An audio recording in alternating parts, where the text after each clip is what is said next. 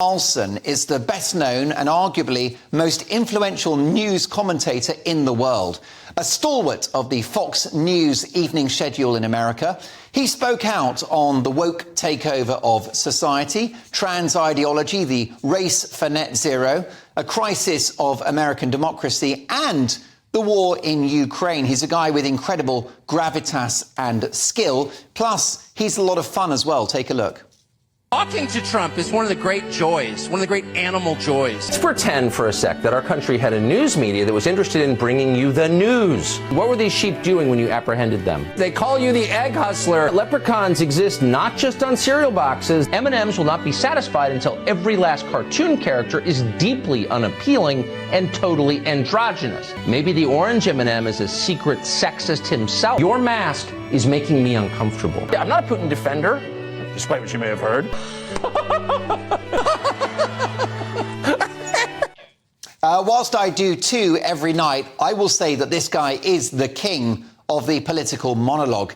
Those on the left consider him a dangerous grifter, sowing lies, division and hate, but his fans on the right can't get enough of a broadcaster who they consider speaks truth to power, stands up for traditional American values, and offers a critical and authentic commentary on this ever-changing world. But notwithstanding his massive evening audience, the Fox News network sensationally fired him in April of this year. Why did they do that? What's next for him? And what does his story tell us about the future of political discourse, not just in America, but the UK and beyond? Well, all of these questions are explored in a fascinating new biography simply called Tucker.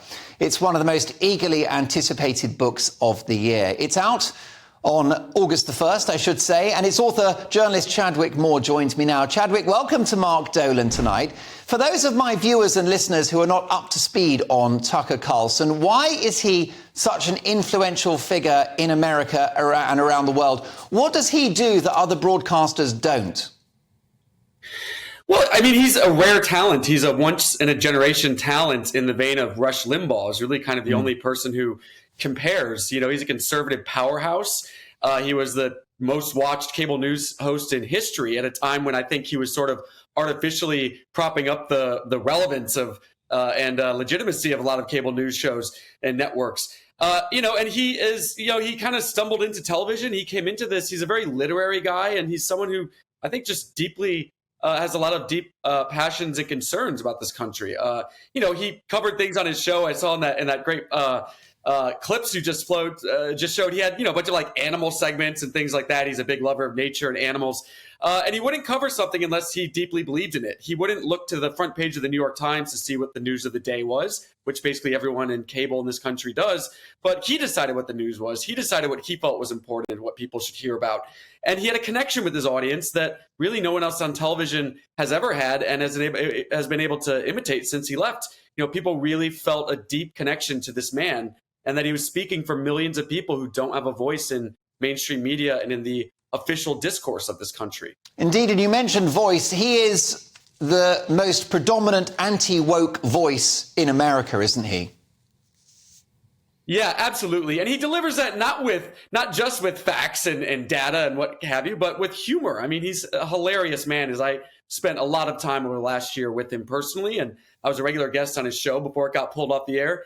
And he's absolutely wickedly funny, as you can imagine. And he humiliates the left, and he mocks them in a way that really drives them insane. That being said, the left kind of needed Tucker Carlson. He didn't get canceled because from the left, it came from the right. The left really hated him, but the right, the Republican establishment, absolutely feared him. They were the ones who really wanted him to be quiet, and they think they succeeded. Of course they didn't, but this is where we are today. Well, that goes some way to answering my next question. Why was he fired by Fox News? Is it because Fox News themselves have gone woke?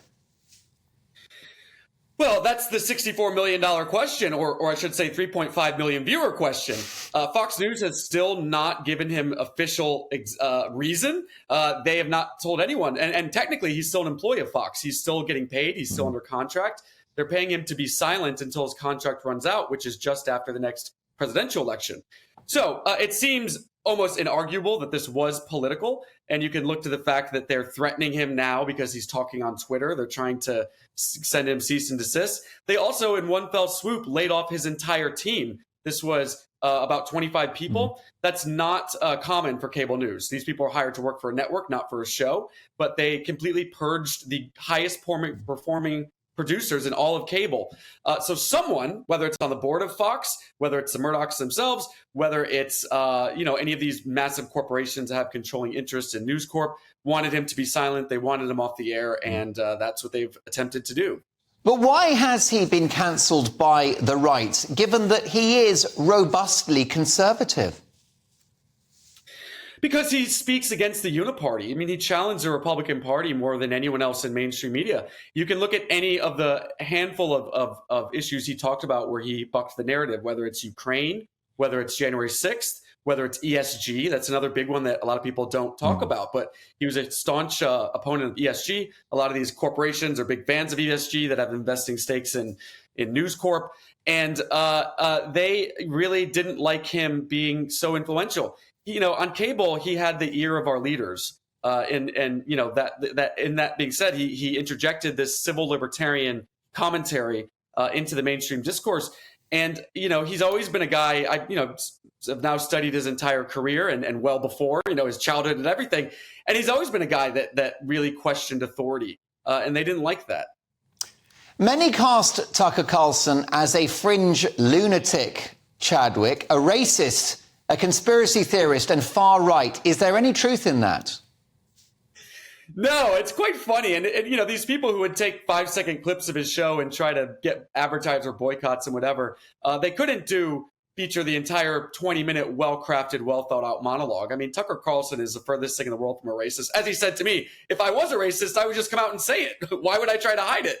And he is, he's a very warm guy and a really funny guy and genuine guy. And he's also a very deep guy. He's got, a sort of spiritual well to him that a lot of people don't realize. And he's very humble. And he's got, wonderful people around him and his family. His family is obviously the most important thing in his world. And even liberals who've met him in real life have to concede that they actually like him as a guy. And I think it speaks volumes that his entire team from Fox, the ones who weren't fired, left to go join him, literally in the woods of Maine, not knowing what the next step was. Nobody really has anything bad to say about him as a person and as a man. His monologues and now full interviews are carried on Twitter, Chadwick, and are breaking all records. But what is the long-term plan, do you think? Will he start his own TV network? That is what I'm told is in the cards. If it's not television, maybe it's a media company based online. They're currently, reports have it, fundraising for this. They're getting investors to it. But they're going to live on Twitter for the time being. Some of that may be contractual. I don't think that Fox, I haven't seen his contract, but I think that Fox didn't have the foresight to include Twitter in their non-compete. So it works out that way. But they're currently not making any money from Elon Musk. But they are planning to launch a media company. Tucker's executive producer, Justin, told me that in that people expect to see a lot more Tucker than they ever saw on Fox. Last but not least, Chadwick, how is he bearing up? You know the guy well. Dare I say it, I'm going to ask you a very woke question, which is how is his mental health?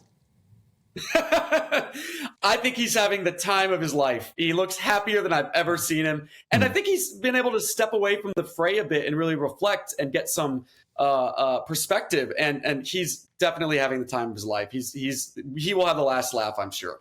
Well, Chadwick, so will you. I'm confident the book will sell a gazillion copies, including plenty of copies here, because Tucker Carlson has a massive audience online here in the United Kingdom. The book is called Tucker. It's by Chadwick Moore, and it's out on August the 1st.